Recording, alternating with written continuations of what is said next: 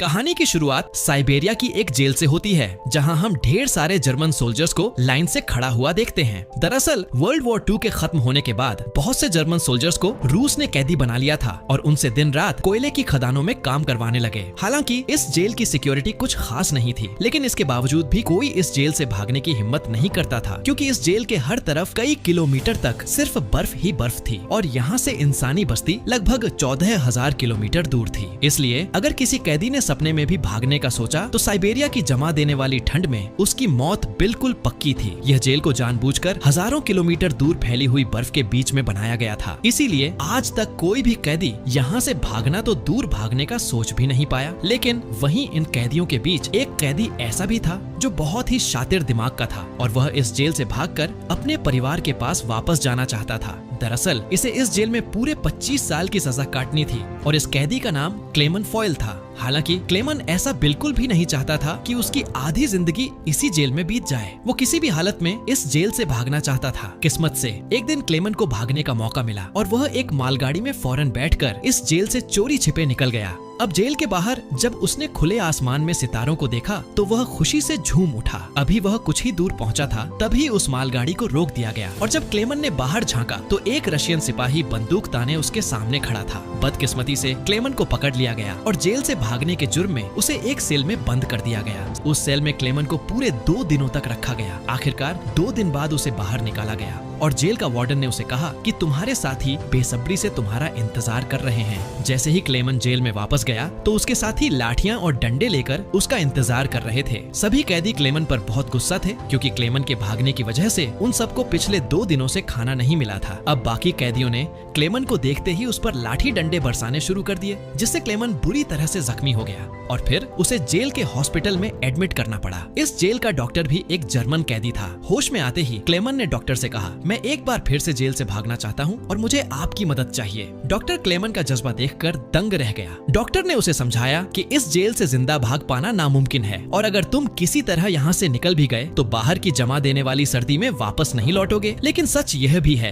कि यहाँ रहोगे तब भी तुम्हारी मौत पक्की है, क्योंकि तुम जिस कोयले की खानों में काम करते हो वहाँ अत्यधिक मात्रा में कार्बन है, जो हवा के माध्यम से तुम्हारे शरीर में प्रवेश कर जाता है, जिससे कैंसर जैसी गंभीर बीमारियां होती हैं। इसी वजह से डॉक्टर ने क्लेमन को सलाह दी कि तुम्हें इस जेल से अंतिम बार निकलने का कोशिश जरूर करनी चाहिए। इसके बाद डॉक्टर ने क्लेमन को अपने सारे गर्म कपड़े, जूते और जरूरत का सारी चीजें दे दी। साथ ही उसने यह भी बताया कि रूसी सैनिक अपना भोजन रेलवे लाइन के पास छुपा कर रखते हैं। जाते जाते उसने क्लेमन को एक बंदूक भी दी ताकि वह अपनी हिफाजत कर सके। दरअसल इतना सारा सामान डॉक्टर ने इसलिए पहले से इकट्ठा किया हुआ था क्योंकि एक दिन वह खुद भी इस जेल से भागना चाहता था। लेकिन एक हफ्ते पहले उसे मालूम चला कि वह कैंसर का मरीज है और उसके पास सिर्फ 1 महीना बचा है। इसके बाद उसने क्लेमन को एक लंच बॉक्स देते हुए कहा कि अगर तुम जिंदा बचकर लौट गए तो मेरे परिवार तक ये लंच बॉक्स पहुंचा देना और कहना कि मैं नहीं रहा। अब कुछ देर बाद रात के अंधेरे में क्लेमन दोबारा जेल से भाग निकला और इस बार उसने मालगाड़ी की बजाय पैदल चलने का फैसला किया। अब अगली सुबह वार्डन को पता चलता है कि क्लेमन जेल से भाग चुका है, तो वह फौरन डॉक्टर के कमरे में उससे पूछने जाता है। लेकिन उसके आने से पहले ही डॉक्टर ने अपनी जान ले ली थी। इस सब के बाद वार्डन ने कई रशियन सिपाहियों को बुलाया और क्लेमन को जिंदा पकड़कर वापस लाने का हुक्म दिया। हालांकि कई दिनों की खोज पड़ताल के बाद भी उसे क्लेमन का कोई पता न चल सका।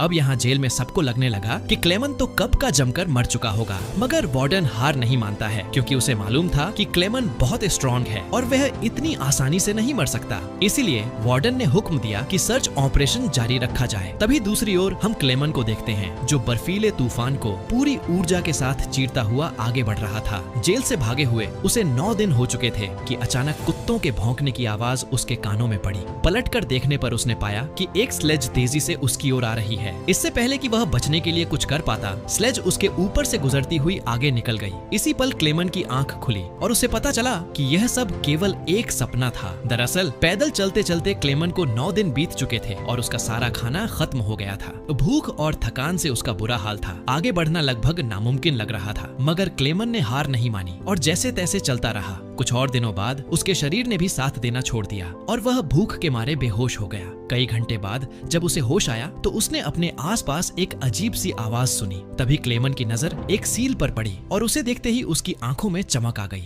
उसने तुरंत अपनी बंदूक निकाली और पूरी ताकत लगाकर निशाना साधने की कोशिश की, पर थकान और कमजोरी के कारण उसका निशाना चूक गया और सील वहाँ से भागने लगी। कई दिनों बाद क्लेमन को जिंदा रहने की एक छोटी सी उम्मीद मिली थी, जिसे वो अपने हाथों से जाने नहीं देना चाहता था। क्लेमन तुरंत उसके पीछे भागा। जैसे ही वह गोली चलाने वाला था, सील एक चट्टान के पीछे जा छिपी। इससे पहले कि वह पानी में उतरती, क्लेमन ने अपनी आखिरी गोली चलाई और किस्मत से वह उसे लग गई। यह देख क्लेमन खुशी से झूम उठा, क्योंकि अब उसे अपने सफर में खाने की चिंता नहीं थी। कई दिनों बाद क्लेमन ने पेट भर खाना खाया और थोड़ा आराम करने के बाद अपना सफर फिर से शुरू कर दिया। इस पूरे लंबे सफर में क्लेमन एकदम अकेला था और उसके चारों तरफ बर्फ के सिवा कुछ भी नहीं दिख रहा था। ऐसे माहौल में उसकी दिमागी हालत बिगड़ सकती थी, इसलिए वो खुद में बातें करता रहता और पॉजिटिव बातें बोलकर खुद से उम्मीद जगाता रहता। इसके साथ ही वो हर समय कंपास की ओर देखता रहता, जिससे इस बर्फीली जगह में कहीं खो न जाए। ऐसे ही दिन गुजरते गए। लगातार 2 महीने चलने के बाद क्लेमन को इस बर्फीले मैदान में एक छोटा सा पेड़ दिखा। इस पेड़ को देखकर क्लेमन इतना खुश हुआ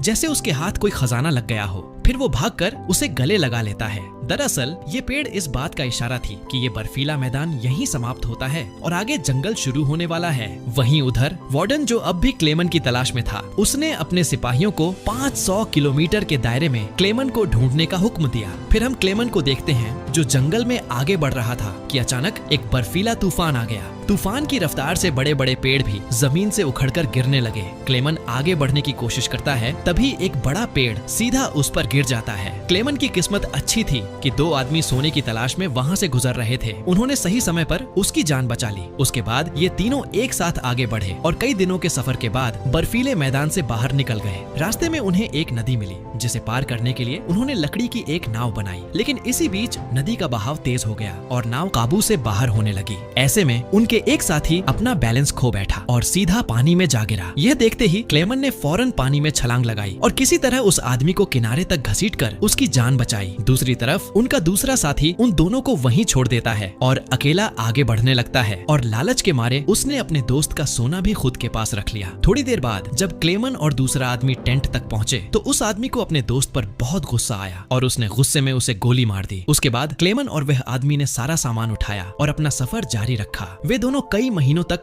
इसी उम्मीद पर चलते रहे कि कोई इंसानी आबादी उन्हें मिल जाए।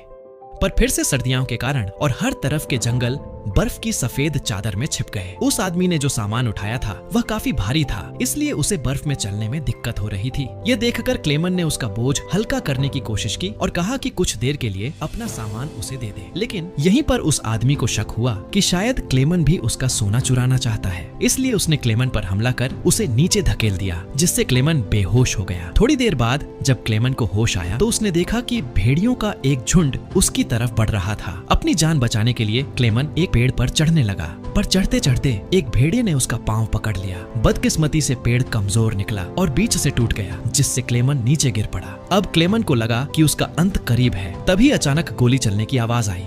जब क्लेमन ने आंखें खोली तो देखा कि सभी भेड़िए मर चुके थे। असल में इलाके के शिकारियों ने लास्ट मोमेंट पर आकर उसकी जान बचाई। वे उसे अपने गांव ले गए, जहां गांव वालों ने उसका इलाज किया। बरसों की मशक्कत के बाद क्लेमन आखिरकार एक इंसानी आबादी तक पहुंच चुका था। वो कई दिनों तक उस गांव में रुका, जहां लोगों ने उसकी खूब खातिरदारी की। एक दिन गांव में एक लेटर आया। ये लेटर किसी और ने नहीं बल्कि वार्डन ने भिजवाया था। उसमें लिखा था कि एक जर्मन फौजी हमारी जेल से भाग गया है और अगर किसी ने उसकी मदद की तो उसे भी मारा जाएगा। यह देखकर क्लेमन ने गांव छोड़ने का फैसला किया, क्योंकि अगर वह वहां से नहीं जाता तो वार्डन उन गांव वालों को भी सजा देता। जाने से पहले गांव के लोगों ने उसे खाना पानी के साथ एक शिकारी कुत्ता दिया।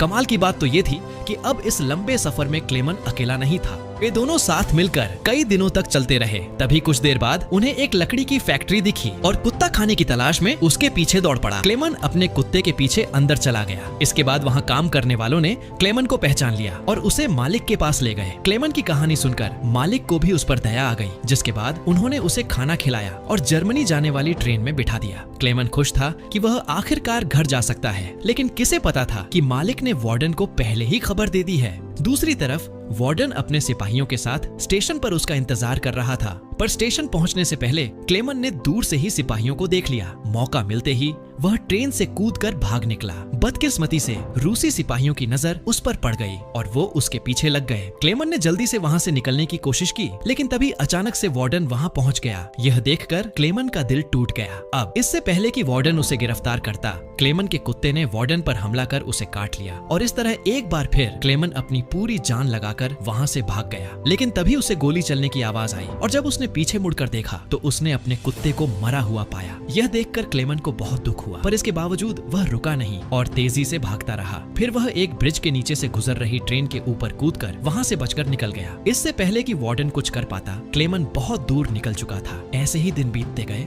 लेकिन क्लेमन ने हार नहीं मानी। अब साल 1952 आ जाता है और क्लेमन को जेल से भागे पूरे 7 साल बीत चुके थे। इस समय क्लेमन सेंट्रल एशिया में था और एक गांव के मेले में घूम रहा था। उस मेले में खाने पीने की कई चीजें बिक रही थी। वहीं खड़े क्लेमन को बहुत भूख लगी होती है, पर उसकी जेब खाली थी, इसलिए वह दिल पर पत्थर रखकर आगे बढ़ने लगता है। तभी उसकी निगाह मेले में मौजूद 2 लड़कियों पर पड़ी जो वहाँ पैनकेक बेच रही थी। क्लेमन का दिल तो पैनकेक खाने को कर रहा था, मगर उसकी जेब में एक भी सिक्का नहीं था, इसलिए वह मायूस होकर आगे बढ़ गया। मगर जैसे ही वह जाने लगा, उनमें से एक लड़की को उस पर दया आ गई और उसने पैनकेक का एक टुकड़ा तोड़कर क्लेमन की तरफ बढ़ा दिया। शुरू में तो क्लेमन थोड़ा झिझका, लेकिन फिर उसने पैनकेक ले लिया और उसे खा लिया। उधर मेले में मौजूद एक जूश शख्स ने यह सारा मंजर देखा। इसके थोड़ी देर बाद क्लेमन चर्च में पहुंचा और पीछे पीछे वह शख्स भी वहां आ पहुंचा। दरअसल यह इंसान भी पहले कभी जर्मन कैदी रह चुका था, इसलिए उसने क्लेमन की हालत को समझा और पुलिस को सौंपने के बजाय उसकी मदद करने की ठानी। इसके साथ ही वो उसे अपने घर ले गया, जहाँ पहुंचकर क्लेमन ने बरसों बाद खुद की शेविंग की और एक बार फिर अपने पुराने रूप में लौट आया। इसके बाद उस शख्स ने उसे एक नया पासपोर्ट दिया ताकि वह रूस की सीमा पार करके जर्मनी जा सके। अब जाने से पहले क्लेमन ने उसका आभार जताया और बॉर्डर की ओर रवाना हो गया।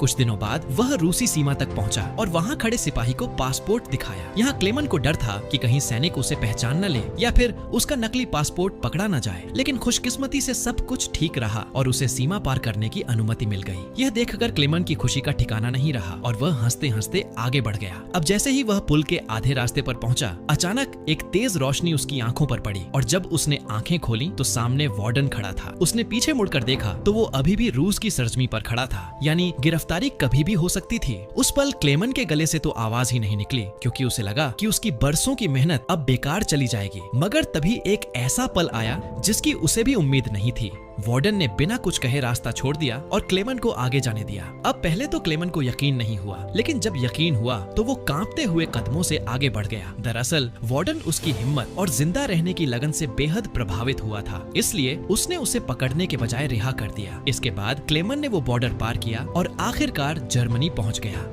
वहां उसने अपने घर का रुख किया और बरसों बाद अपनी बीवी और बेटी को देखा। अब थोड़ी देर के बाद जब वे दोनों चर्च जाने के लिए निकली तो क्लेमन भी उनके पीछे पीछे वहां पहुंच गया। चर्च के अंदर उसकी बेटी की नजर उस पर पड़ी और वह दौड़कर उसके गले लग गई। इतने साल बाद अपने पति को सामने देख उसकी पत्नी की आंखें भर गईं और आखिरकार क्लेमन के मजबूत इरादों से वह अपनी फैमिली से दोबारा मिल पाया। उस पल तीनों ने एक दूसरे को गले लगाया और यही खूबसूरत मुलाकात इस बेहतरीन सच्ची घटना पर आधारित फिल्म की अंत बन गई। तो दोस्तों, आशा है आपको यह दिल को छू जाने वाली मूवी पसंद आई होगी। अगर पसंद आई है तो प्लीज नीचे आ रही ये वीडियोस को भी जरूर देखें और वीडियो को लाइक करके चैनल को सब्सक्राइब कर लें।